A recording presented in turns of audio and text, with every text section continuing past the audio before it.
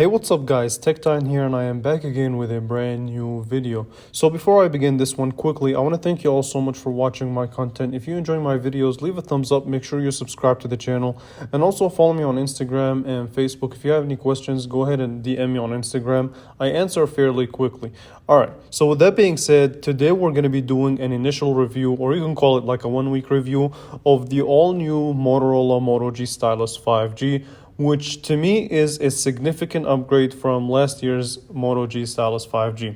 So let's go ahead and get started. We're going to break it down, and let's start with the design itself. So the Moto G Stylus 5G 2022 edition has a new design. So starting with the back, it does feature it's a matte plastic back. It is shiny and it does reflect a couple of colors.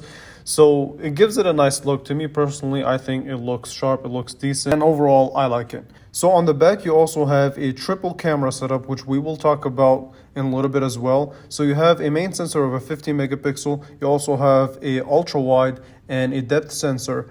And you also have, for the first time, that's why I'm saying it's a significant upgrade, you do have optical image stabilization. So we're going to cover the camera later on in the video, so stay with me. Okay, so on the bottom of the phone, you do have a couple of things. So you have your 3.5mm headphone jack, which I'm really glad that they kept that. That's a nice addition to have. And you also have your USB-C, which is capable of up to 18 watt of fast charging, a microphone, your bottom-facing speaker, which we will listen to, as well as the whole point of this device, the stylus, so which we'll also talk about. Just stay with me. Okay.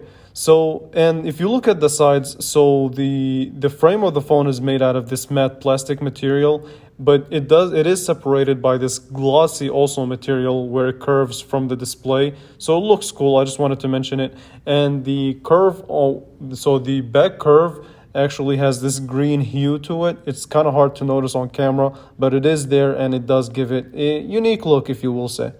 Okay, so on the right hand side you do have the power button as well as the volume down, which I think is the worst part about the design for me, just because the power button, while it does integrate the fingerprint sensor, it's not as clicky or as tactile as I would like it to be. Same with the volume up and down, and because they're so close to each other, it did take me a couple of days for me to distinguish between the power button as well as the volume up and down. So keep that in mind. So on the front of the device, you do have this nice 6.8-inch 1080p panel, and it has a lot of things going for it. One, I do have to say that it's a nice sharp panel. While it's not like a Quad HD panel or an OLED panel, it is a very quality IPS LCD panel. However, the one gripe that I do have about it is that it doesn't really do well in bright conditions. So outdoor conditions, it's fair. You can say it's good enough.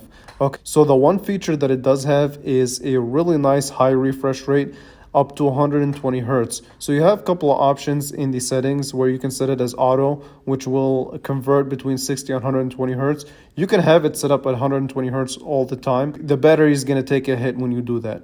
Okay, now as far as content consumption, this phone is really good. So as long as you don't really use it outdoors a lot when the sun is nice and bright, where at the end, honestly, if that's the case, then you will not be able to see the phone. But in indoor conditions, when you're just watching videos and just content consumption, it's really good. The display is sharp, vivid, and has decent colors to it, so definitely gets a thumbs up from me. Now take a listen to the speaker and I'll get back to you with a little bit of words on that. Advantages.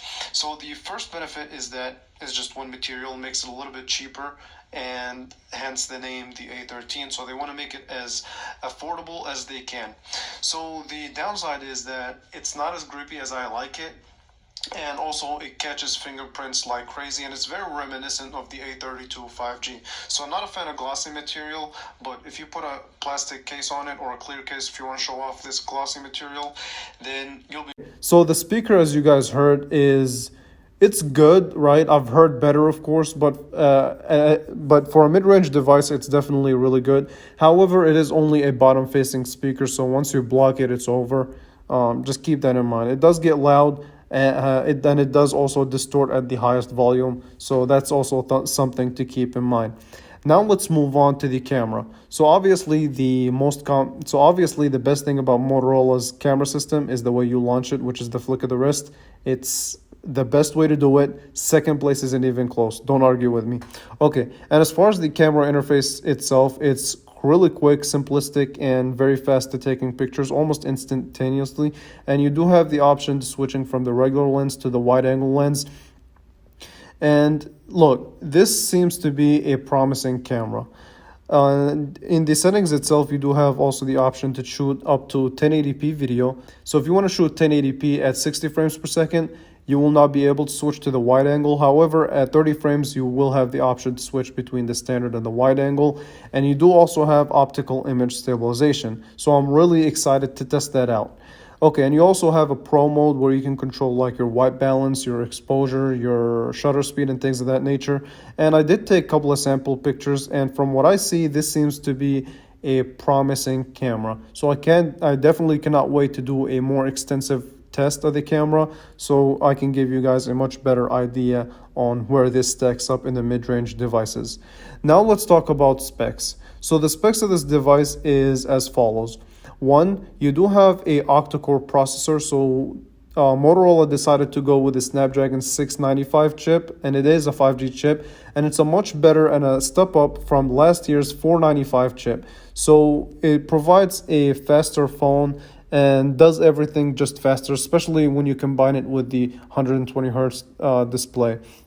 So everything on this phone operates really smoothly, and I did do a Geekbench to kind of showcase how this phone stacks up when comparing it to other devices. So here are the scores that I got. So on the single core performance, I did get a 671. On the multi-core, I did get 1905. You do also have 6 gigabytes of RAM. There is an option for an 8 gig RAM version, so that's nice. Look, this phone operates really smooth, it's really fast, it's gonna do its job like it should. It actually shocked me in performance because it's definitely a step up from last year's Stylus 5G. I'm really glad that Motorola took that step and made it better. And now moving on, let's talk a little bit about the Stylus itself. So the Stylus is basically a tool. You can either use it or not use it, it's up to you. It's there if you need it, it's there if you don't. Right? So you have the option to either jot down quick notes if you want to sign documents, edit pictures. That's really what the Stylus is meant for. It's a commodity, right? It's a tool. It's there for you to use it, and like I said, it's there for you if you don't want to use it. So you have it either ways. And overall, here's my quick conclusion. There's definitely some more testing that is being done on this phone, and I'm working on a full extensive camera review that's going to be out really soon, so make sure you stay tuned for that. And a much more in-depth full review is coming also really soon.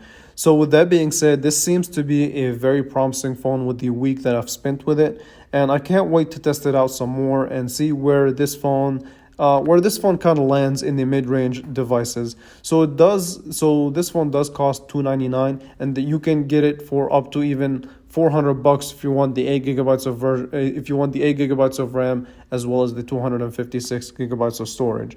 So with that being said, I want to thank you all so much for watching. If you enjoyed this video, make sure you leave a thumbs up, make sure you subscribe to the channel, and I will definitely catch you guys in the next video. Thank you for watching.